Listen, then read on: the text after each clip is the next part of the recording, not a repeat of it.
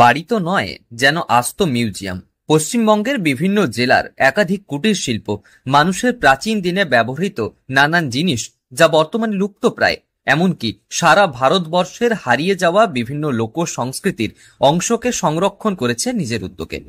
পেশা শিক্ষকতা হলেও নেশা অদ্ভুত এই শিক্ষকের। ছাত্রছাত্রীদের পড়ানোর পাশাপাশি বিভিন্ন জায়গায় জায়গায় ঘুরে ভারতবর্ষের নানান হারিয়ে যাওয়া জিনিসকে সংরক্ষণ করেছেন নিজের বাড়িকেই বানিয়ে তুলেছেন আস্ত একটি মিউজিয়ামে। শিক্ষকের এমন শখ এবং উদ্যোগকে সাধুবাদ জানিয়েছেন সকলে। ডাক টিকিট সংগ্রহ করা, মুদ্রা এবং মেডেল সংগ্রহ করা এবং দুষ্প্রাপ্য কাগজের নোট সংগ্রহ করা, কিন্তু এই মূল নেশাগুলি ছাড়াও আরও কয়েকটি বিষয় সংগ্রহ করার জন্য আমি সত্যিই নেশাতুর। সেক্ষেত্রে আমি বলতে পারি যে ভারতবর্ষেরই বিভিন্ন প্রদেশের বিভিন্ন ভাষাভাষী বিভিন্ন লোকায়ত সংস্কৃতির মানুষের সংস্কৃতিকে মূলত ছাত্রছাত্রীদের সামনে তুলে ধরার জন্য আমি বিভিন্ন ধরনের প্রতীক চিহ্ন, বিভিন্ন ধরনের চাবির রিং, বিভিন্ন ধরনের নিত্য নৈমিত্তিক ব্যবহৃত যে জিনিসপত্র সংগ্রহ করে থাকি। ছোটবেলা থেকে কয়েন সংগ্রহের নেশা। ভারতবর্ষ এবং বিদেশের একাধিক নোট ও কয়েন সংগ্রহ করে রেখেছেন পশ্চিম মেদিনীপুরের দাঁতনের বাসিন্দা শিক্ষক সন্তু জানা।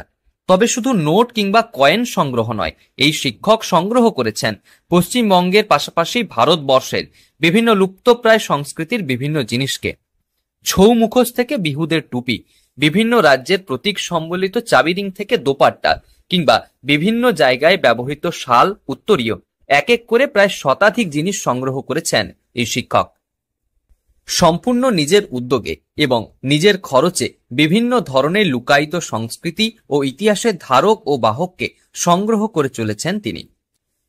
কাশ্মীর থেকে কন্যাকুমারী, নেপাল থেকে লন্ডন, দেশের পাশাপাশি বিদেশের একাধিক জিনিস সংগ্রহ করেছেন তিনি।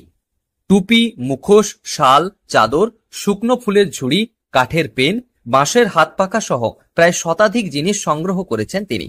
কখনো বিভিন্ন জায়গায় ঘুরতে গিয়ে, আবার কখনো বন্ধু বান্ধবদের মারফত সংগ্রহ করেছেন। তবে সম্পূর্ণ নিজের খরচ ও উদ্যোগে নিজের বাড়িতেই এই সকল জিনিস সংরক্ষণ করেছেন তিনি।